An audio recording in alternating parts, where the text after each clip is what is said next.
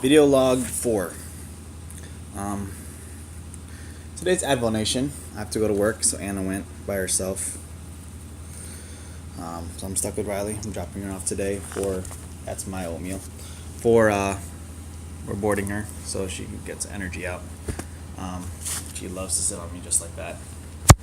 Just special dog. But I was reading John 10 to be exact today, and it just struck me. It says, I'm the good shepherd. The good shepherd lays his life down for the sheep. Then he proceeds to say that he will lay down his life for his sheep, and only to take it up again.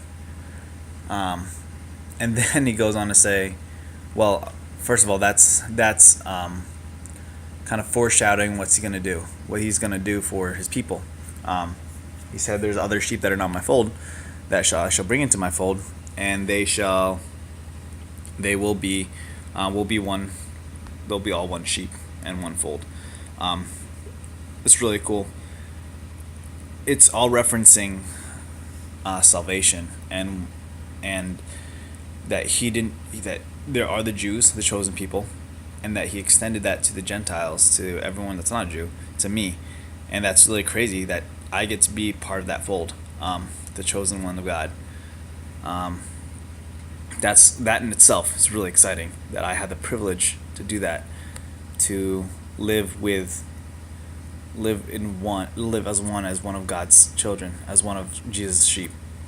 But then, looking down further into that chapter, I couldn't help but notice the difference, the correlation to when he actually went to the cross, and he literally laid down his life for his people, to pay for our sin that we cannot atone for. But then, what really hit me, and I knew this, but is just he proceeds to say in John 10 that my life, I lay it down willingly, and no one takes it from me. If you think about that and add that to the agony and the pain and the suffering he went through, to know that he had the ability to get out of that whenever he wanted to, by saying that no one takes his life from him, means that no one is in control of him. Therefore, if he did not willingly go through the suffering and the crucifixion, he could have just said, "Peace out. I'm not doing this." And that's crazy to me, that he had that power. He had the ability to get out of something so painful, so much suffering, so heavy, and he didn't, because he loves his sheep. He loves people. That's crazy to me, that I had the privilege to represent a God who came to earth, the hero of the story, died for the villain. That's just crazy to me. And look at the life I'm living. I have a dog.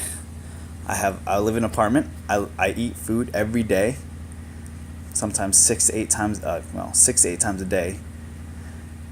I love life. I live a full life. I know that when I die, I'm going to heaven. And that's only because Jesus came to earth as God. He became man. 100% God, 100% man. The hypostatic union of Christ. Crazy, crazy doctrine that I cannot wrap my head around. It's just impossible. But he lived a perfect life. Did not sin. Innocent. Wise life. Obedient. All the virtues you can possibly think of, he had them all. And he acted upon them. He lived on that. every single day until the breaking point, really, which was the crucifixion week, where he suffered consistently. First by pain by being betrayed, and then pain by seeing like his own disciples who he spent years with, 24 hours a day with, and they turned their backs on him. That alone, all my friends I was close to turned their backs on me. That would suck. But then on top of that, the humiliation, the flogging, the everyone around him yelling, kill him, crucify him. Then finally the walk to the cross, the beating, the shame, the heaviness of the cross, which he wasn't even strong enough to do, so they had to get another guy to help him carry the cross. And then being crucified, being hung up there in front of everyone, naked, dying through asphyxiation, where he can't even breathe, and to breathe, he has to lift himself up through the holes in his hands that nails were driven through, that pinned him to the cross, to the wood. And at any point, he had the ability to say, nah, I'm out.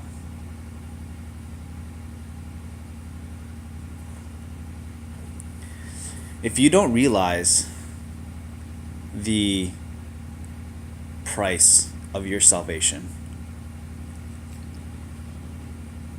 you need to come to grips with that real quick. If you don't realize, if you're watching this and you don't understand what I'm talking about, reach out to me. Comment, text me, reach me on Instagram, Facebook, message me. I would love to explain it more to you. But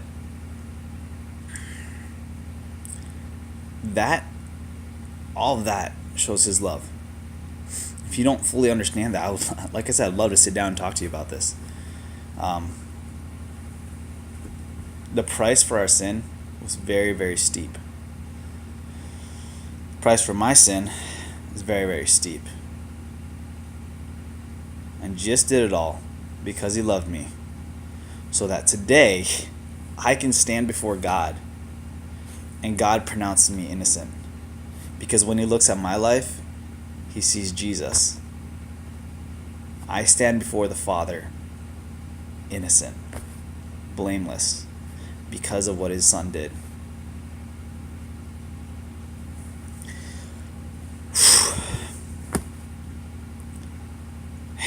And that is the real reason behind every single day why I'm trying to grow, and every single day why I'm trying to become better. Because I have a God that did that for me.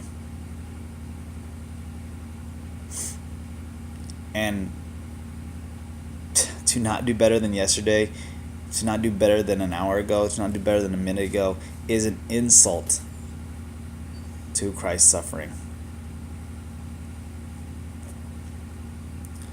You better bet I'm going to be super productive today. John 10. Read it, guys. Anyways, I have to go take Riley and go to work. Finish cleaning the house. So we have guests come this weekend. It's going to be great.